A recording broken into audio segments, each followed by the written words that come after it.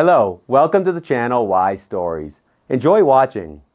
Years after the tragic death of her beloved husband, a woman finally decided to delete his number from her phone. But through tears, she accidentally pressed call and froze when a voice answered on the other end. Maria smiled at the approaching waiter and tapped her card on the terminal. She paid the bill and leaned back in her chair.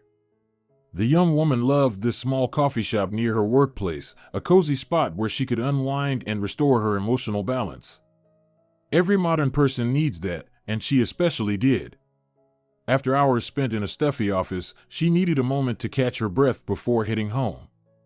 No one was waiting for her there but her cat, so there was no rush. Why not relax for a bit? Outside, a light drizzle had begun to fall, the annoying kind typical of autumn. Soon it would give way to slanting rains, and then the sidewalks would be blanketed with snow. Maria smiled and watched raindrops stream down the large cafe windows, one after another. Maria had been living for 35 years and tried to enjoy every single day. Of course, life had thrown many things her way, highs and lows, but she did her best to stay optimistic. She had a nice apartment, a promising job, was young, healthy, and attractive. The only thing that never quite worked out was her personal life. And not because she couldn't find a partner, quite the opposite. She had found one once, a man she believed was her forever. But their love story ended in tragedy. She rose from her chair, finished the last sip of her fragrant coffee, and walked to the parking lot near the cafe. There she got into her little turquoise car, smiled to herself, and started the engine. Once, Maria had been truly happy as a young woman can be when she falls in love for the first time. The world turned vibrant and kind. Diego was 2 years ahead of her at university. They met at a casual gathering after a lecture. One word led to another, and they hit it off. But even if Diego had wanted to continue getting to know her, Maria suddenly panicked. There was such intense passion and energy in his brown eyes that she got flustered and left the group with some silly excuse. But Diego didn't give up. He waited for her outside the library, near the cafeteria, offered help with assignments and coursework, and over time became her devoted knight, friend, and helper. Eventually, Maria gave in to his courtship. A few years later, they got married. Maria was in her 4th year of university, and Diego had already been working as an engineer for 2 years in a company that designed ventilation systems. People around them assumed the wedding was a shotgun one, because students rarely tie the knot without a reason. But Maria and Diego loved each other deeply and paid no attention to the gossip. They were planning to have children one day, just not yet. For now, they wanted to enjoy life, build their careers, and travel the world. Diego was firm about this. He believed, not without reason, that once they had kids, they wouldn't be able to travel freely. So, now was the time to live fully. They had no housing issues. Maria's parents had once gifted her a modest 1-bedroom apartment on a central city street. It wasn't luxury real estate, but thanks to Diego's skilled hands and Maria's practical sense, they transformed it completely. No one would have guessed that this once depressing flat, previously owned by alcoholics, could turn into such a cozy nest. The couple had many things in common, but one extreme hobby set them apart. Diego was obsessed with the sea and loved everything about it, while Maria preferred spending vacations in the high Pyrenees. The most she was willing to tolerate was a beach resort stay during the summer, just enough to warm herself on soft, yellow sand. Meanwhile, Diego would dive with scuba gear, explore underwater caves, windsurf, and even go deep-sea fishing on a yacht with fellow sea lovers. But compromises are a part of any marriage, and neither held it against the other. After all, what complaints could there be when love sparkled in their eyes? Maria had hoped that, over time, she could convince Diego that the time for risk-taking was over. One wrong move under a sail and it could be fatal, and they had a whole life ahead of them. When Diego's friends talked him into going to the sea for the weekend instead of visiting Maria's parents' country house as planned, Maria was upset. She had imagined cozy evenings by a campfire, singing songs with a guitar, a kind of romance she never quite warmed up to.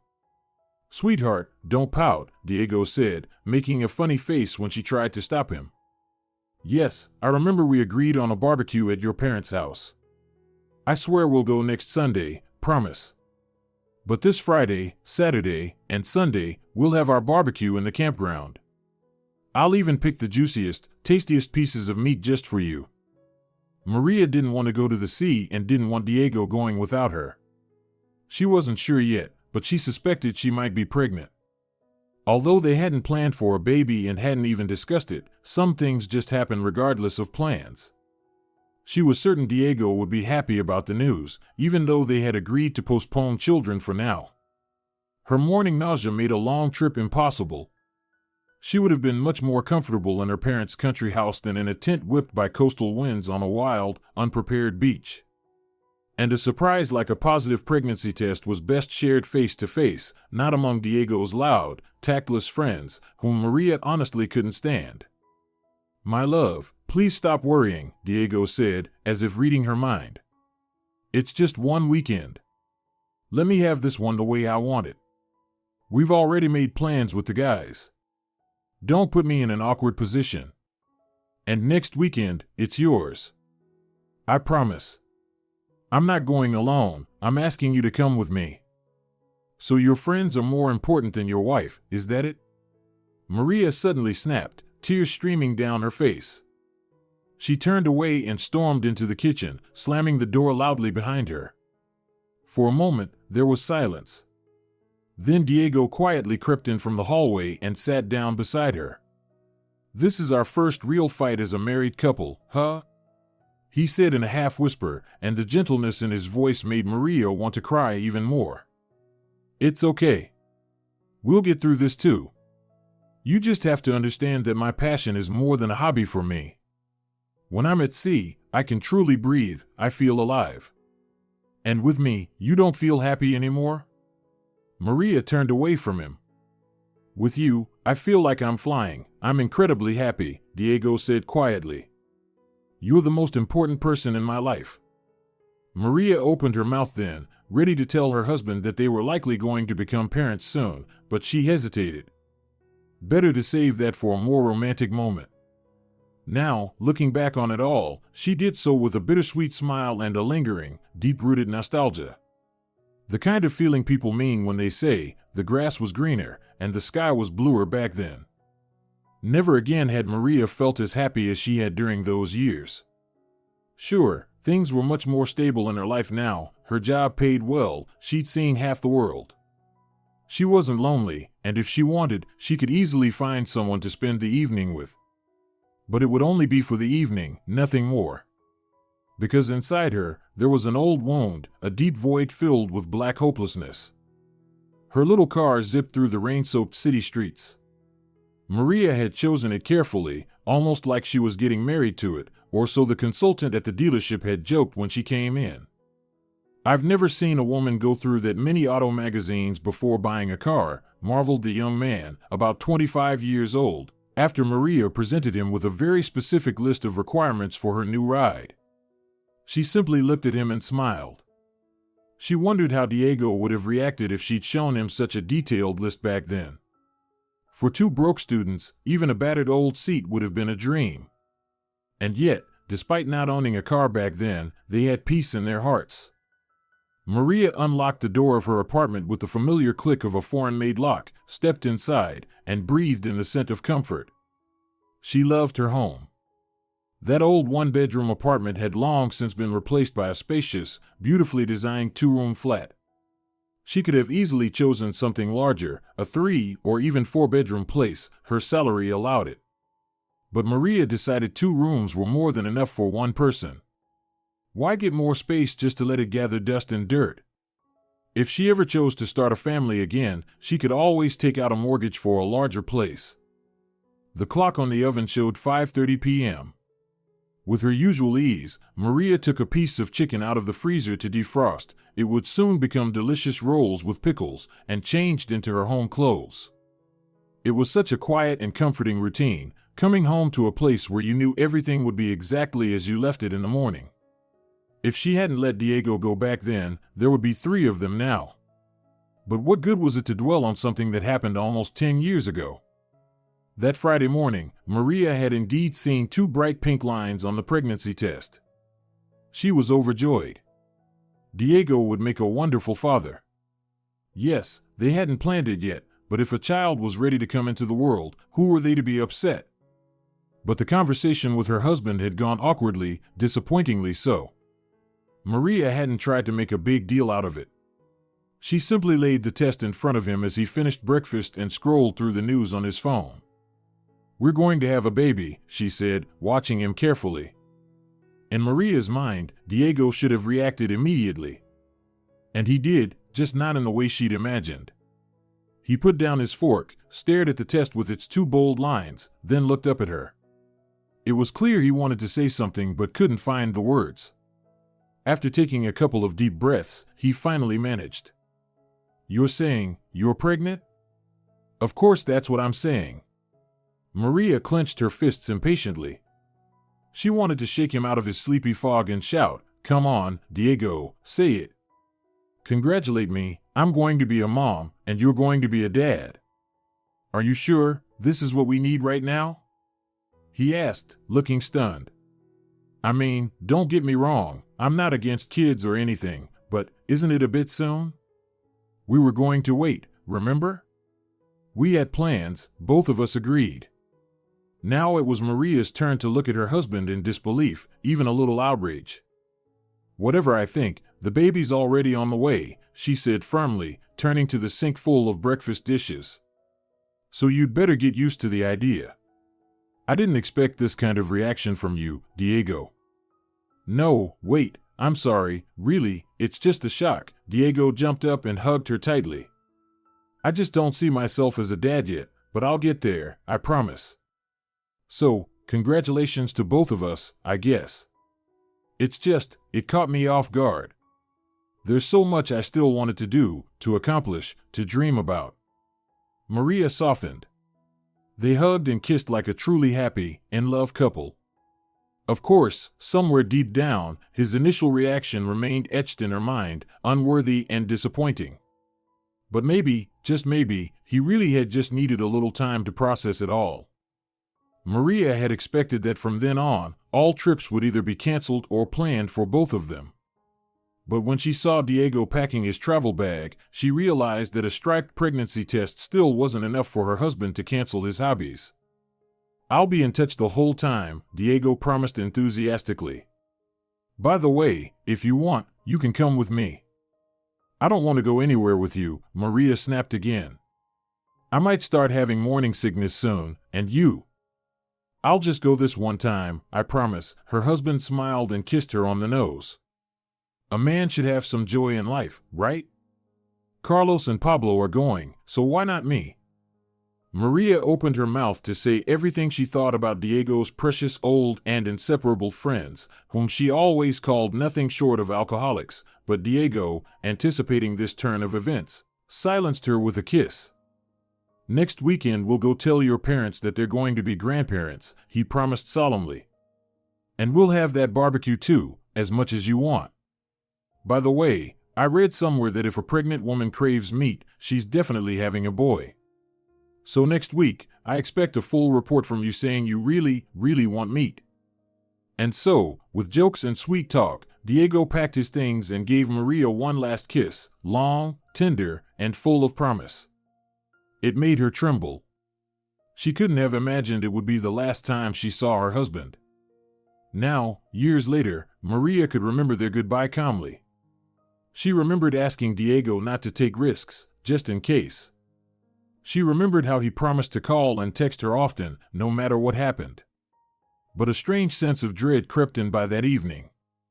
After a single message saying he'd arrived at his destination, there was nothing more. At first, Maria figured Diego had just gotten caught up with his friends, probably sitting around a campfire with a beer, telling their usual manly stories. She knew how he was and figured it was likely. She even sent him a message wishing him good night. It was marked as read, but no reply came. Maria went to bed determined to give her husband a piece of her mind in the morning. What was he thinking? Not only had he left her and their unborn baby for the whole weekend, but now he'd gone radio silent too.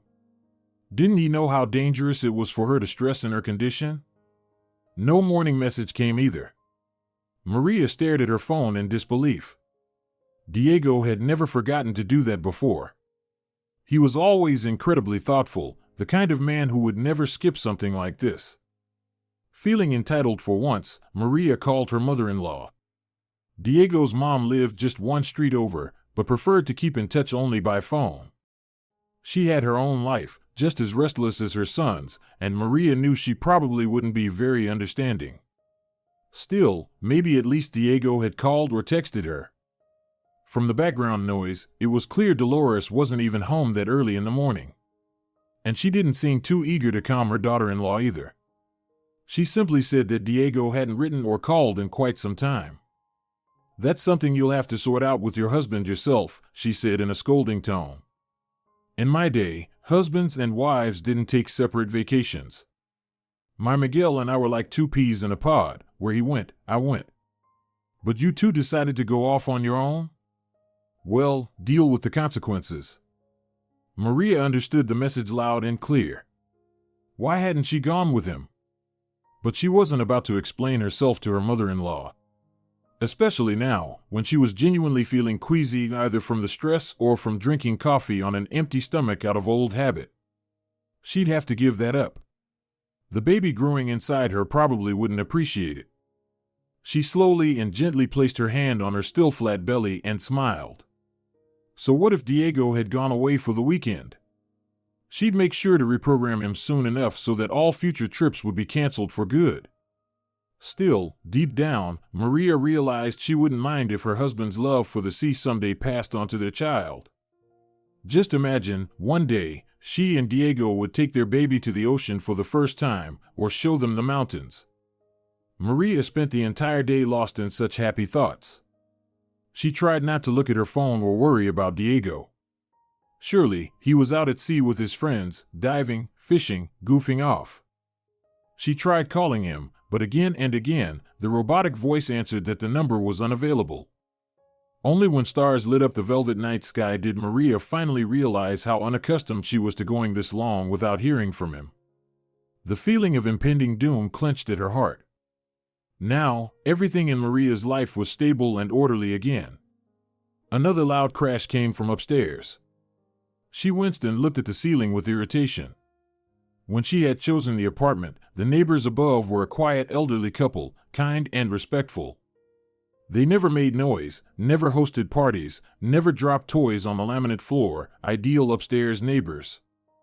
But then, one after another, they passed away, and a young family moved in, mom, dad, and 2 kids.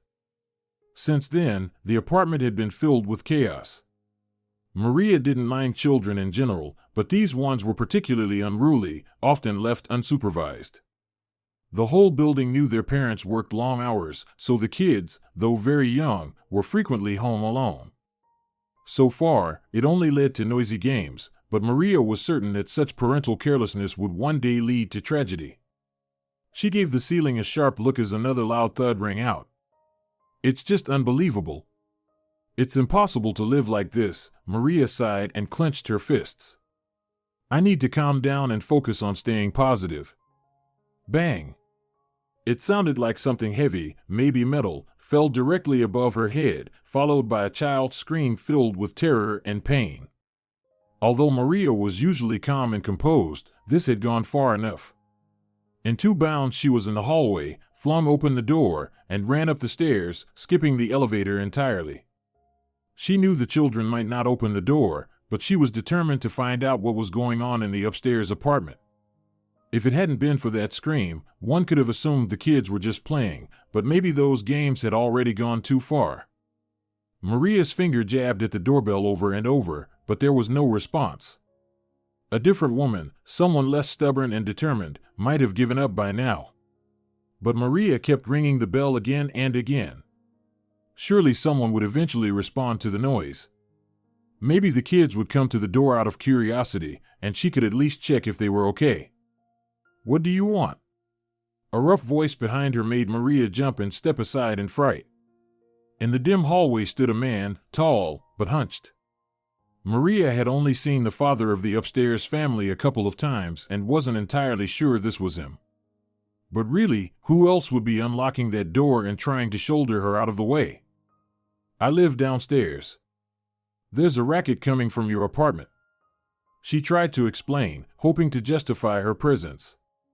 "Why are you leaving such little kids home alone?" The man was already opening the door and getting ready to shove Maria away from his apartment. "Go back to your own place and worry about your own family," he said defiantly. "I don't need your advice." "Maybe you don't, but your kids are up there alone, shaking my ceiling." Maria suddenly felt completely helpless. The man was like an iceberg, massive and cold. Impossible to provoke, impossible to read. She sighed, and when the door slammed shut with a final click of the lock, she trudged back down the stairs. Worry about her own family? What family? If she had one, she surely would. Once, she had dreamed of a big family, a husband and kids. She and Diego had wanted at least 2 children. But a tragic twist of fate had destroyed that dream. Maria returned to her apartment and, for the first time, truly noticed the silence pressing in from all sides. Maybe the father had finally done something to quiet the children. Maybe he sat them in front of YouTube cartoons. She couldn't help but think bitterly, men like that are good at making children, but not raising them. So the TV raises the next generation. Where was the mother, anyway? Shouldn't a mother care deeply about what her children know, what they learn? How could she just disappear and not even check on them? Didn't her heart ache? Maria sighed. If only she had been lucky enough to become a mother. A deep breath. She didn't want to think about children right now. Another breath. She tried to switch her thoughts, anything else. What football matches are on today? She never watched football, but suddenly it seemed very interesting. How much honey can one be produced in its lifetime? What is the speed of light in a vacuum? She had to think of anything to keep from crying again. Please, not now. Maria poured food into a bowl for her beloved cat and stroked its soft back as it eagerly began eating. Indeed, life didn't always go the way you wanted. In her case, it often went exactly the opposite. That day, Maria had been anxious because Diego had stopped responding. But nothing could have prepared her for what followed, the horror of discovering he had vanished. She received a call late in the evening, from Diego's phone. Her heart leapt. She grabbed it, ready to tell him how much she missed him. But it wasn't Diego's voice, it was his friend's. Judging by their slurred speech, they were quite drunk. The men asked if Diego had come home. Why would he come home? He went on a trip with you, Maria said, her voice trembling as she felt the world begin to fall apart. Diego went out on the yacht with us and disappeared, one of them mumbled. We thought maybe we just forgot and all came back to shore without him. Maybe he left his phone and went home alone. Maybe we were rushing. Do you believe that? Maria growled into the phone. That night, she didn't sleep at all. Calling Diego was useless, he had left his phone behind. She called his mother early the next morning, but Diego hadn't shown up there either. And instead of support, her mother-in-law blamed her. I told you, a woman should always be with her man, the older woman lectured. Men are like big kids. He probably got drunk and wandered off. Got lost in the woods, maybe. If you'd been there, you'd have grabbed his hand and kept him from drinking too much. This is all your fault, Maria. Needless to say, those words made the tears flow freely. Maria didn't believe it was her fault. She hadn't even wanted Diego to go. They had planned to spend that weekend quietly at her parents' country house. But try explaining that to a mother-in-law who had already decided whom to blame. Over the next week, Maria lost weight and barely slept. The dark circles under her eyes grew deeper. She kept jolting awake and rushing to the door, convinced Diego was there, unable to get in because he'd lost his keys. Her phone never left her hand, it had become her constant companion. She tormented herself wondering, did Diego remember her number by heart? If he made it out of the forest, if he was alive and safe, would he call her? Would he tell her he was coming home, that everything would be okay? The friends disagreed on where and how Diego had disappeared. It was strange, yet understandable, since none of them had been sober that evening. Some claimed that Diego had definitely been with them on the yacht when it left the pier. Others recalled him saying he was going to stay ashore and pick mushrooms in the forest. Why a man would suddenly decide to pick mushrooms on a trip meant for swimming in the sea, no one could explain. In the end, investigators concluded that Diego had indeed gone on the yacht and somehow, in an unfortunate accident, had fallen overboard. Most likely, he was just as drunk as the rest of them, said a law enforcement officer bluntly, making no effort to soften his words for Maria. In cases like this, the body is usually found quickly. I expect that in a few weeks, it'll wash up somewhere and we'll. Maria didn't stay to hear what the officer intended to do with her husband's body. Her eyes widened, a heavy darkness filled her head, and she fainted. That's how she ended up in the hospital. The officer, not wanting to take any risks, called an ambulance, and she was admitted for observation. Naturally, when Maria informed her parents, they were deeply worried and came immediately to visit her and find out what the future held. There, by chance, they overheard their daughter speaking with her attending physician and learned that they were going to be grandparents. "Oh, my poor baby, what a tragedy!" Her mother sobbed, already convinced Diego was dead, while Maria clung to the hope with everything she had. "But you must go on. Have this child. We'll raise them together." "Yes, Maria, you can always count on our support," added her father, usually so strict and stern, as he placed a firm hand on her shoulder. "A child is a blessing." Whether from them or through some other channel, Diego's mother soon learned about the expected grandchild and showed up at the hospital as if nothing had happened. "You destroyed my Diego, so at least take care of the grandson," Dolores said, in her usual harsh tone. "Girls these days only know how to ruin other people's lives. You let my son go off alone. How could you tell him to leave without you? You're his wife, your job is to protect your husband. But fine, what's the point in talking now? Just take care of that baby. Carry him safely. He's all I have left of my boy." After sufficiently making a scene, Dolores went back to her happy life. The unsolicited advice she left behind, Maria met with silent defiance. She already intended to keep the child, she loved him already. And she didn't agree at all that she was to blame for Diego's death. Still, she hoped for the best. "People do get found, you know," said her roommate in the hospital, a sweet 18-year-old girl, "so just keep believing. If you believe hard enough, your Diego will come back to you." Maria was preparing dinner now and smiled sadly at her memories. How long had she lived already? Nearly 10 years had passed since those events, yet they still felt fresh, like they had happened just yesterday. She suspected she would go to her grave with these thoughts and feelings. The pain had been too deep. The fear too real.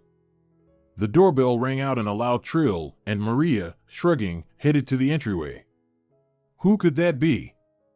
Standing at her door was the hunched man she had spoken with earlier. But now his face looked completely different, ashamed, pleading, and oddly lost. "I'm sorry, could I use your phone?" he asked quietly. "My kids dropped mine, and it shattered. It doesn't work now."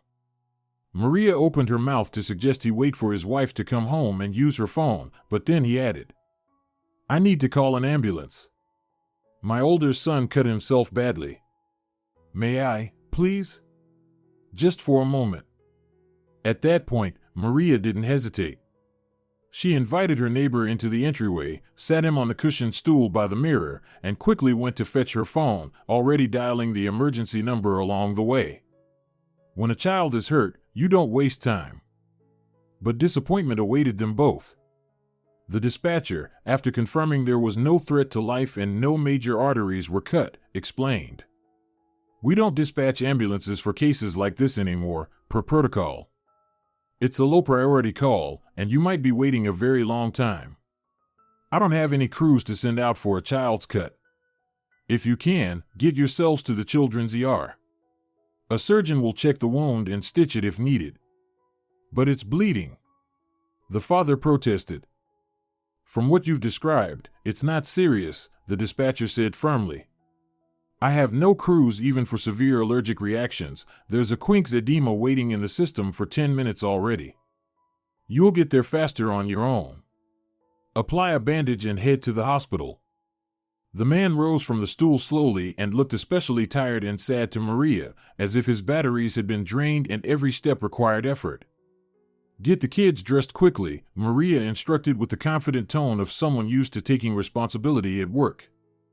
And before the neighbor could object, she added, I've got a car. I'll get you there in 5 minutes. Fast and safe. A flicker of hope lit in the man's dark eyes, and he dashed upstairs to get the children ready. Within minutes, the older boy, holding a bandage to his wrist, and a wide-eyed toddler of about 4 were waiting downstairs near the entrance. Maria jumped into the driver's seat, turned the key in the ignition, and smiled with satisfaction as the engine purred softly to life. The neighbor settled in the back seat with the children, holding the bandage on his older son's wrist to avoid getting blood on the car's interior. Don't worry, I'll keep an eye on it, and thank you so much, the man said quietly but sincerely. Maria just gave a short nod. It's too early for thanks.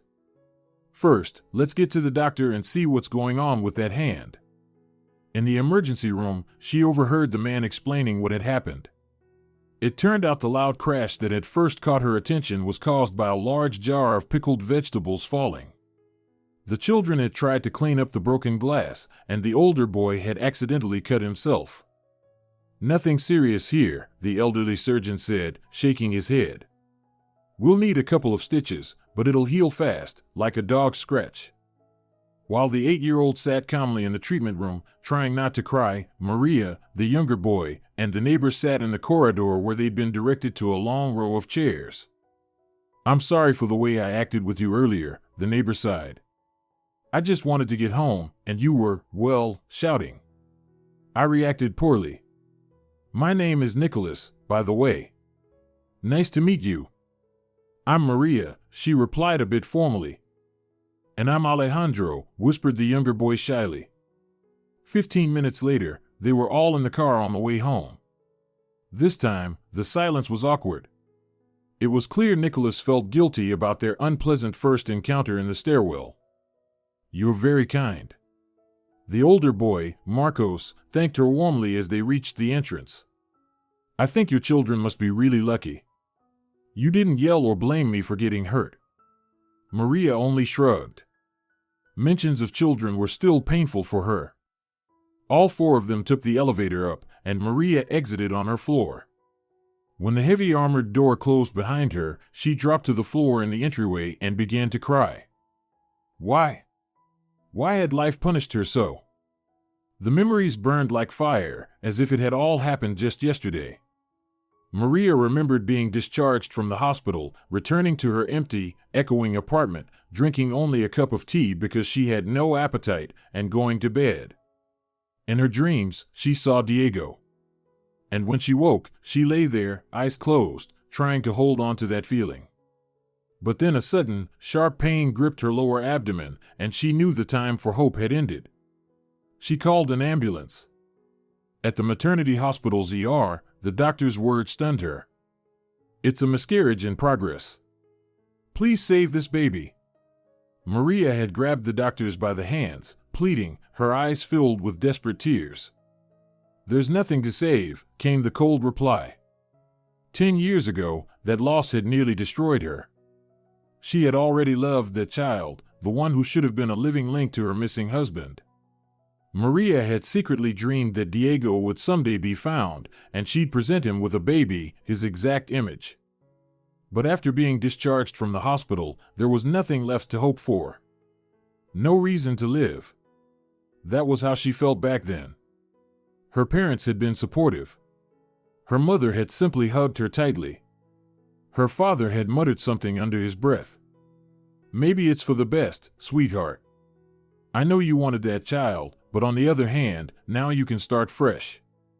At first, Maria had felt offended, but then she realized he hadn't meant it cruelly. He simply thought practically.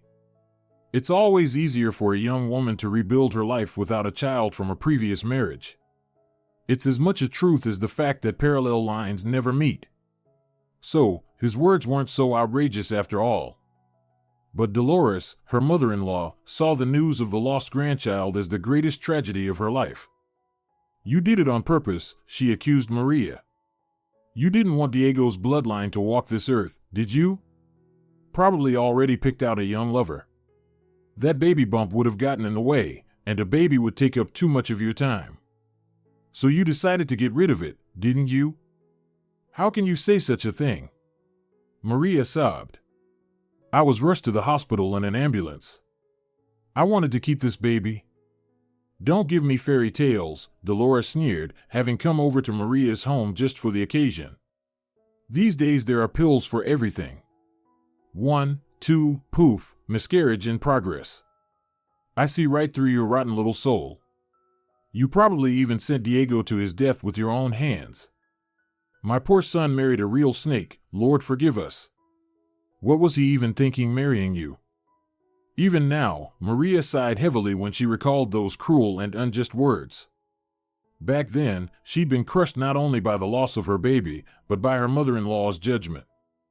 Pulling herself out of that depression had taken everything she had, like Baron Munchausen pulling himself out by his own hair. She had thrown herself into work with all her leftover energy and passion. Personal life? She didn't even think about it. It was enough just to survive the day. She took the longest work trips, stayed late in the office, and sometimes even came in on weekends. She didn't work for praise, only to forget. To drain herself so thoroughly that she had no energy left to think about lost happiness. She'd come home, grab a quick bite, collapse into bed, and wake at 5 a.m. to start running again, like a horse on a circus track. Her diligence had paid off handsomely. Maria began receiving one promotion after another. She changed her wardrobe and hairstyle, lost weight, picked out a car and a new apartment. Men began to appear in her life, not for building a family, but briefly, for the sake of emotional and physical well-being. To an outsider, it might have seemed that she had fully recovered from the tragedy, but that was only an illusion. In truth, deep within her soul was a hidden place, like a vault, where all the pain had been compressed and sealed, still stored there to this day. In moments like now, it found its way out through tears. Every time Maria now ran into Nicholas or his children in the elevator or on the staircase, she smiled at them, and they greeted each other like old friends. In truth, she was glad for that unexpected little trip. If she had managed to help that family even a tiny bit, why not? It hadn't cost her anything. The only thing that puzzled her was that the children's mother seemed to have completely vanished from their lives. At least, Maria had never seen or heard her. Now the sounds from the apartment above didn't irritate her as much. She knew Marcos and Alejandro by face. The boy smiled at her, and the older one even thanked her, showing off his healing hand and promising never to touch glass containers again when no adults were home. "I just wanted to eat and feed my brother," Marcos explained in an apologetic tone. "Oatmeal and sausage is okay, but oatmeal and sausage with pickled veggies is much better. Ask your mom and dad to pack your food in plastic containers," Maria advised. "That way, even if something falls, you won't get hurt by the shards." To her surprise, Marcos's face turned serious. "I'll ask Dad," he muttered, turning away from her. Before she could ask why, Alejandro spoke quietly beside him. "We don't have a mom. Dad says we're independent." To say Maria was surprised would be an understatement. How could they not have a mother? She had seen a woman with Nicholas so many times. She itched to ask the neighbor, but she knew that would be tactless. Every family has its own path. A chance to speak more openly came a few weeks later. After all, Maria was a woman, and couldn't simply ignore a mystery that touched her heart. "Your boys are so grown up, so independent, but I think they'd still benefit from a woman's touch," she said to Nicholas when they happened to meet near the entrance. "Maybe they'd misbehave a bit less." "Did they drop something again?" Nicholas tried to smile but couldn't quite manage it. You can tell me, Maria. I'll set them straight so fast they'll forget how to misbehave. No, no, Maria waved her hands. They're wonderful boys, not a problem at all. It's just, some things only a mom can understand. It's hard for them. They're still just kids. Something in Maria's eyes must have struck a nerve. Nicholas turned away. They were already waiting for the elevator, and it arrived just in time.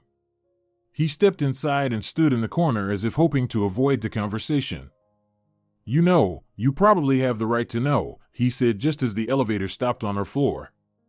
I was living with my sister. She's not the boy's mother. I'm what they now call a single father. My sister Katerina stayed with us for a while, but she's gone back home to Madrid. So now it's just me and the boys. That's why they act up sometimes. The elevator doors closed and Nicholas continued on. Maria walked to her door. So, this man was raising his sons alone? For the first time since losing her child, something gentle, intangible, and trembling stirred inside her. Perhaps it was compassion for the two little boys who, despite their young age, already understood the cruelty of the world. Life hadn't been kind to her either, it had treated her terribly. But she was an adult. She could understand. Maria thought about it all evening. Only when night fell and the sounds of boys kicking a ball echoed from above did she make her decision. 10 minutes later, oil sizzled in a skillet as Maria poured in a portion of pancake batter. Half an hour later, a tall stack of golden pancakes, buttered and fragrant, sat on a plate. She walked upstairs and rang the neighbor's doorbell. Come downstairs, boys, she said, looking directly into Nicholas's eyes. I made pancakes, with jam or condensed milk, whichever you prefer. So? Are you coming? Just so you know, I'm not taking no for an answer. Are you sure? Have you really thought this through? Nicholas clearly understood Maria's unspoken offer. He stood close, so close she could feel his breath on her cheek. Without turning to him, Maria replied, I know it doesn't oblige me to anything, but I really want to feed the boys pancakes. And forgive me, but I know there's nothing but a mouse in your fridge. He let out a long sigh. Yeah, I'm no gourmet cook, but the kids, you've noticed, they're never hungry. They might sit still a lot, but not hungry. So don't say that about the mouse. There was so much hurt in his voice that Maria turned and looked him straight in the eye. I didn't mean anything bad, Maria said slowly, as if explaining something to a child. I just wanted the boys to eat something freshly made, something baked. I know you feed them. They're not starving. You have a decent family, But Nicholas looked at his sons, already standing by the door in their tracksuits, and suddenly shouted, sharp and loud. And I, for the record, am handling things just fine on my own. If my kids want pancakes, I'll figure out how to make them and feed them myself. So don't come around here playing the Good Samaritan. Thanks for everything, but that's enough. Maria was taken aback. She didn't understand the sudden change in Nicholas's attitude. They had been talking calmly all this time, and she never expected such a hostile reaction to a simple dinner invitation. Marcos and Alejandro stood nearby, exchanging glances. The boys had clearly been hoping for a nice meal, and their disappointment was plain as day. I didn't mean to upset you, I wasn't trying to offend you, Maria said quickly, her voice quivering. Why are you acting like this? She was already standing out on the landing while Nicholas looked ready to slam the door as though she were some brazen intruder. You're all the same, he snapped, thrusting his chin forward. At first, you seemed so sweet and kind, and then once someone gets attached, you show your true colors. If someone hurt you, it doesn't mean everyone will, Maria shot back, carefully enunciating each word. You know the saying, don't blame the mirror if your face is crooked. She didn't wait to hear whatever hurtful words Nicholas had ready next. She turned and walked back down to her apartment. Since Diego's death, she hadn't let a single man into her heart. She'd gone on a few dates, yes, when she felt the need for company, but never allowed herself to feel anything real. The pain of what she had endured was too sharp. The fear of losing someone again, unbearable. And now, just when she had opened her heart to this man, when she had begun to feel that Nicholas didn't just need a woman, he needed her, she was being pushed away. And she liked his boys so much.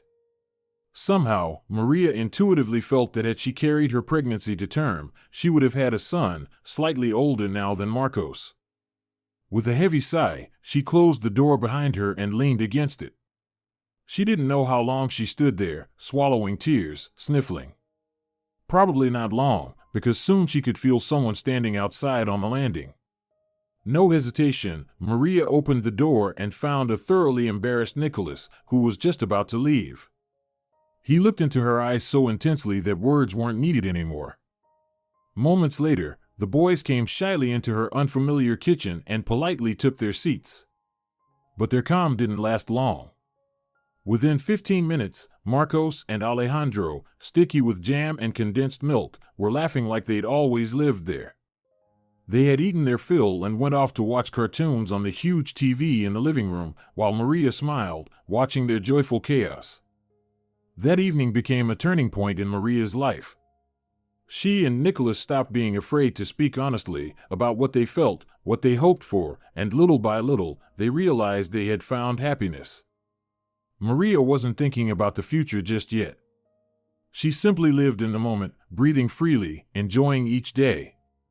Within months, she had grown deeply attached to the boys. Alejandro would sometimes call her mom without even realizing it, especially when he was lost in thought. Maria never scolded him. She would just hug him tightly and kiss the top of his head. Marcos, too, appreciated how Aunt Maria treated them and warmed up quickly. Maria suspected Nicholas had tried building relationships before, but they'd always failed because of his sons. He had once mentioned that, for him, choosing between a new woman and his boys wasn't even a question. His ex-wife had abandoned the children when Alejandro wasn't even 2, running off with another man to some distant place. That's when Nicholas had given up on all women, lumping them together in his disappointment. "I just didn't think someone like you could exist," he had said to her sincerely. So sensitive and understanding. Life carried on. And Maria gradually realized that she had learned how to dream again. She wanted to share warmth and receive it in return. She began looking forward to weekends, vacations, cooking dinners, and choosing new fabrics to decorate the home, just because she wanted everything to feel beautiful again. In other words, she was living again. Only one thing still tugged at her heart, the memory of Diego. Her husband, whose body had never been found. In the early years, she had been tormented by it. Anxious, unsettled. But now she knew it was time to let the past stay in the past. So, gathering her courage, she picked up her phone and finally prepared to do what she hadn't dared for nearly a decade. The contact labeled beloved husband, Diego's number, had to disappear from her contacts list today. She had earned the right to be happy again, and she was moving forward. With a steady hand, Maria opened the contact. She hadn't dialed that number in years. She selected it and was about to press delete. But whether from nerves, or because a tear blurred her vision, her fingers slipped, and she missed the button. And then something happened that made her blood run cold. Instead of a cold mechanical message saying "number not in service," she heard the dial tone. And while she stared at the screen in stunned disbelief, trying to catch her breath, someone on the other end picked up. The moment Maria heard that voice, so familiar, so dear, tears streamed down her face like a waterfall. Her emotional reaction was instant and overwhelming. But, wait. Diego?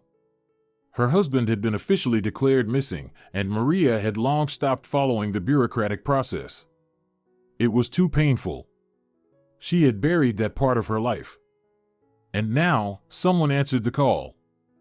"Hello," the voice on the other end repeated, and suddenly Maria spoke. Quickly, feverishly, glancing at the door, Nicholas could return any moment. She had invited him over. "Diego, you're alive?" "Diego, I can't believe it. I don't understand how." "Diego, I can't."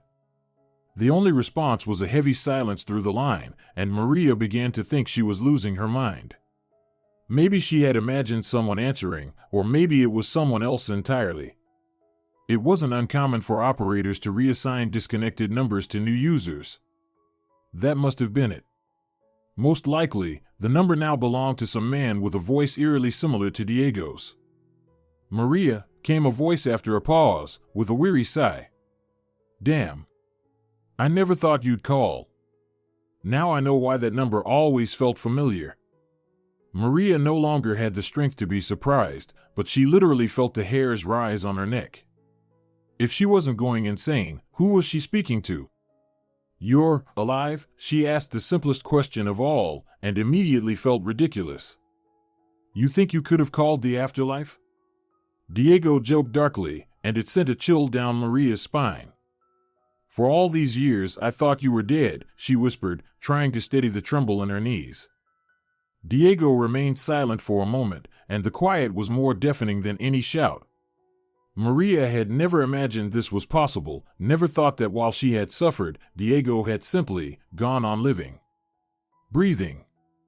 Walking the same earth. Almost as if he'd read her mind, Diego said, "Look, don't start blaming me for everything, okay? Things happened the way they happened." And that was when Maria lost control.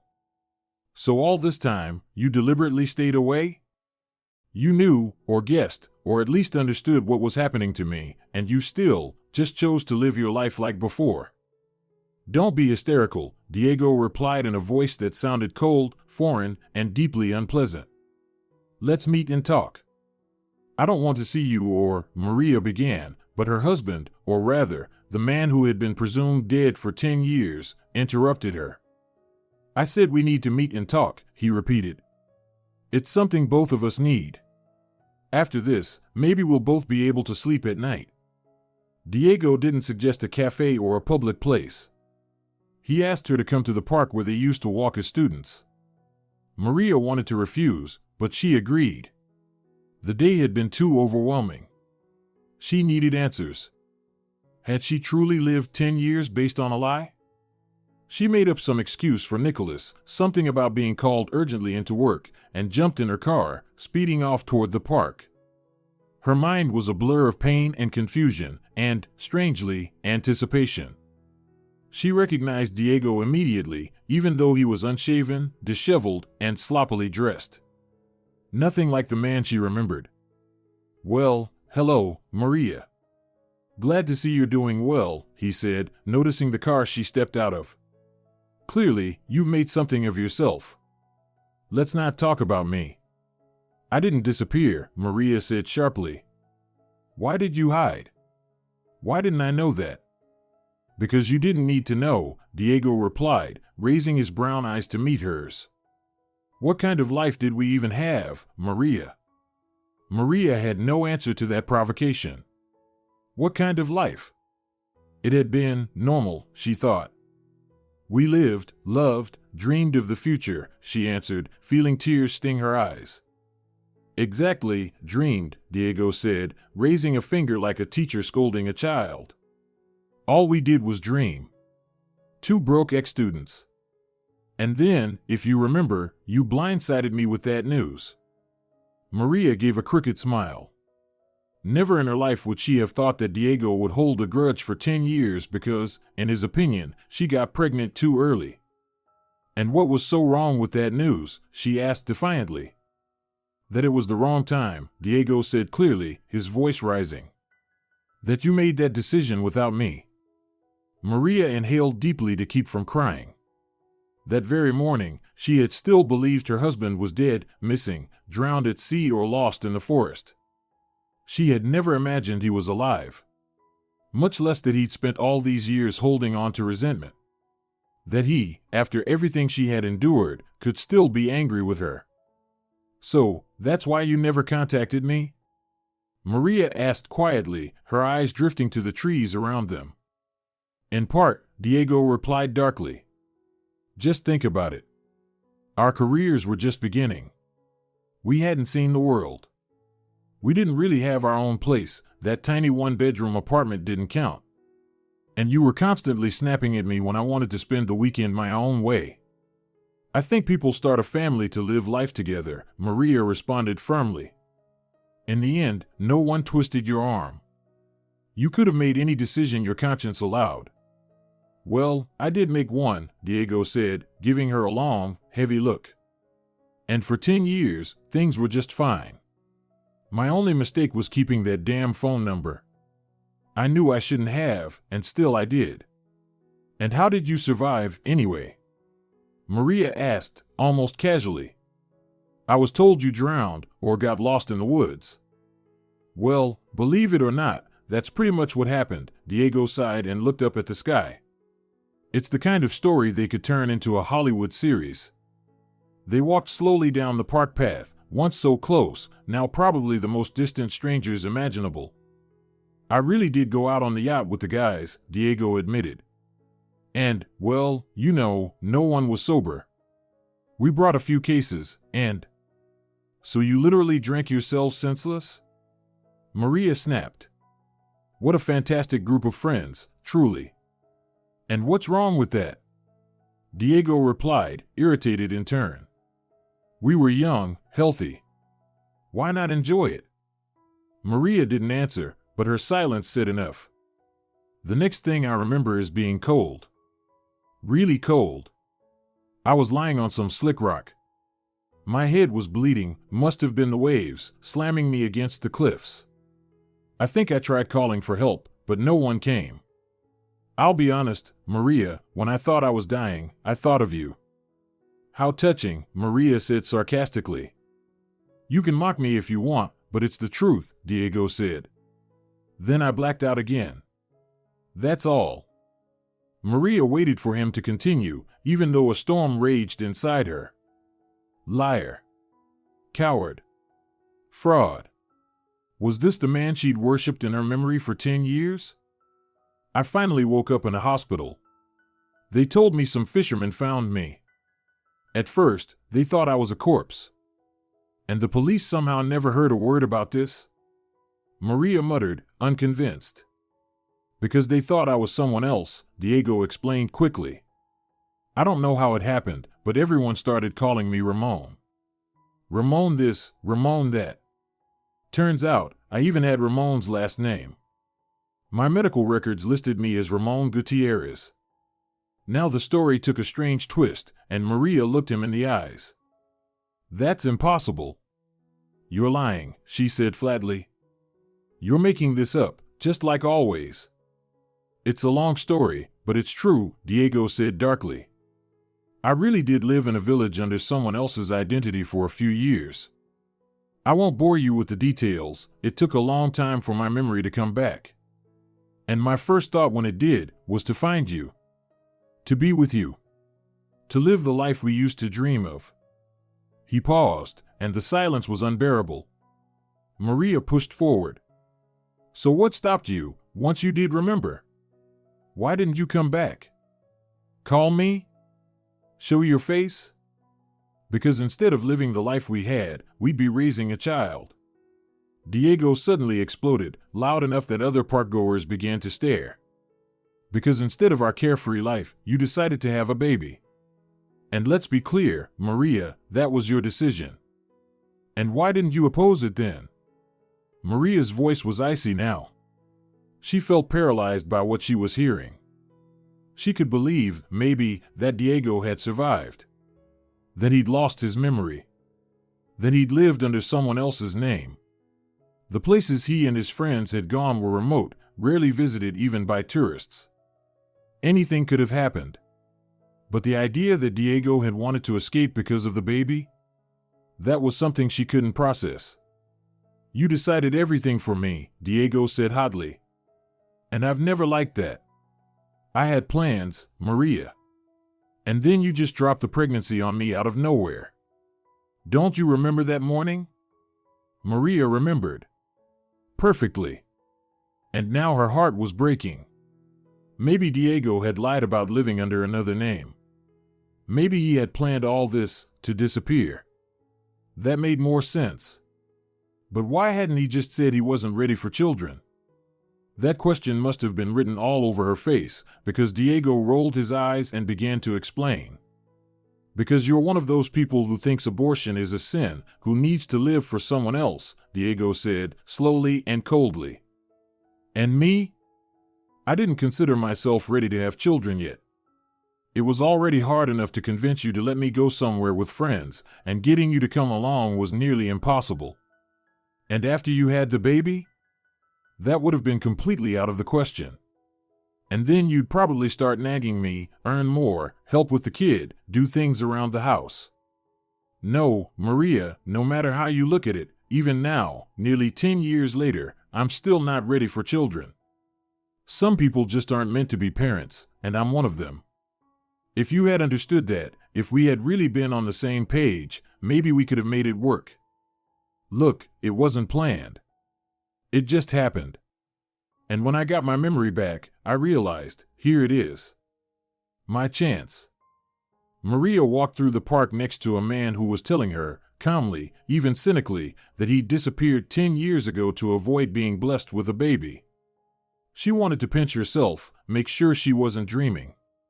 Maybe she was still asleep, caught in some nightmare that would vanish once she opened her eyes. Because this couldn't be real.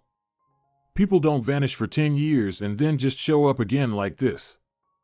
You know, I never expected this from you, Maria said, stopping to look Diego straight in the eye.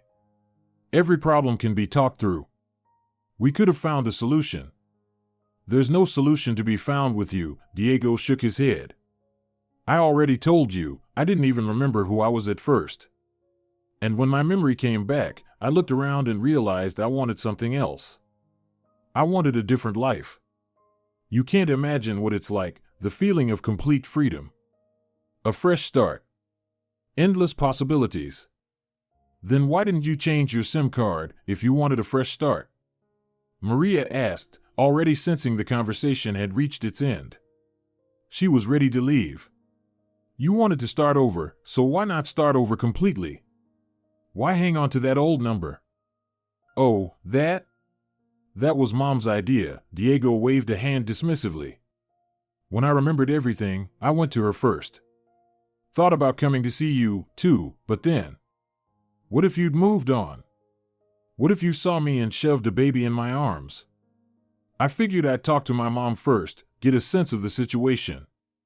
She handed me my old phone, dead battery, but the SIM was still in it. Maria just nodded. She hadn't spoken to Dolores, her former mother-in-law, in years. Dolores was not someone you reached out to for a casual chat. And she certainly wouldn't have told Maria that Diego was alive, out of spite, if nothing else. By the way, your mother really wanted a granddaughter, Maria said quietly, just before turning to go.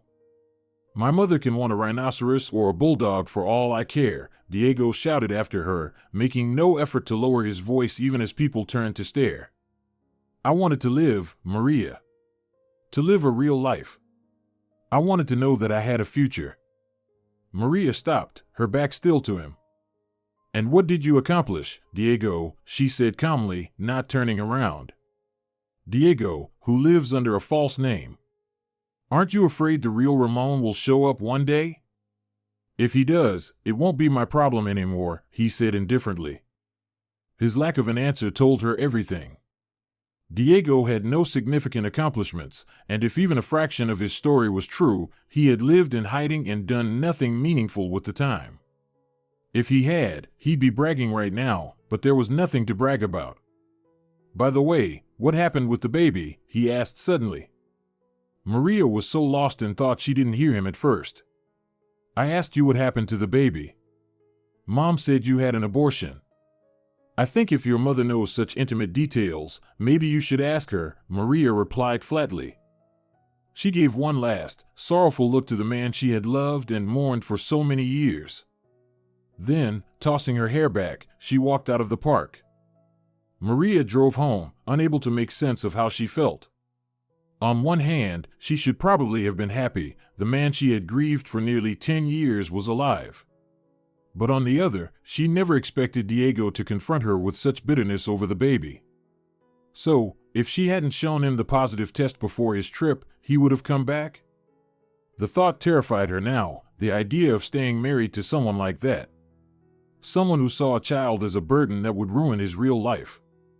That marriage wouldn't have lasted long.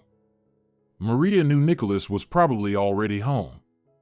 They had big plans for the evening, and now, thanks to Diego's sudden reappearance, everything had gone off track. On the way, she stopped at a pastry shop and picked up several of Marcos and Alejandro's favorite desserts. In the elevator, she hesitated for a moment, then pressed the button for Nicholas's floor. Before, her attraction to him had been intuitive because of the boys and the quiet strength he showed in raising them alone. His sister's help didn't count much. Katerina had her own family and limited time. But Maria had always sensed there was more to Nicholas than he let on, and now, more than ever, she felt the need to be near him. If Maria had once had doubts, now she was absolutely certain a simple woman who wanted to love, be loved, and raise children with joy could find her happiness only beside someone like Nicholas. And it didn't matter how many trips to the sea she'd miss for that. Everything passes eventually, children grow up, and parents get their freedom back. Marcos and Alejandro squealed with delight at the sight of the pastries and dashed off to the kitchen, chased by their father's reminders not to overturn the furniture.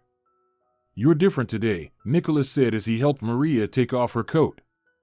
"Care to share the secret of the golden key?" "What's different about me?" Maria replied with a question, looking into his eyes. "I can't quite put it into words," Nicholas said, making a swirling gesture with his hand in the air, "but I feel it. Like you've had a weight lifted off your shoulders, like you made a decision." "No, not really," Maria said with a fleeting smile, following him into the living room. "I'm just in a good mood, that's all." "Did you get some good news?" he asked, smiling. "Well, let's just say I heard from an old acquaintance I hadn't had news from in a very long time," Maria replied, gazing thoughtfully out the window, where the first shadows of dusk were gathering. "To be honest, I never thought it would be possible. Maybe you'll share it with me?" Nicholas stepped behind her, so close she could feel his warmth. "I want to know everything that's going on in your life, everything that happens to you." "Why do you care, Nicholas?" Maria sighed wearily. "Today, someone actually blamed me for wanting to have a child back when I was married. Can you imagine that?" "I can't imagine such a thing," Nicholas said quietly. "But still, what happened today? I can tell something's off. You're not yourself." "Some news can be shocking," Maria murmured. She wasn't entirely sure whether she should lay all her cards on the table. "Will I be closer to you after you share this news?" Nicholas asked, persistent, and Maria liked that about him. From the kitchen came a loud crash, followed by laughter, and Marcos called out for the adults not to worry. It was just a minor incident. Maria and Nicholas exchanged a glance and broke into identical smiles. For some reason, Maria felt deep in her heart that the man standing in front of her was made of something entirely different. And that Diego had been nothing more than the first pancake, the one that always comes out wrong. If you're enjoying it as well, leave a like and subscribe to the channel.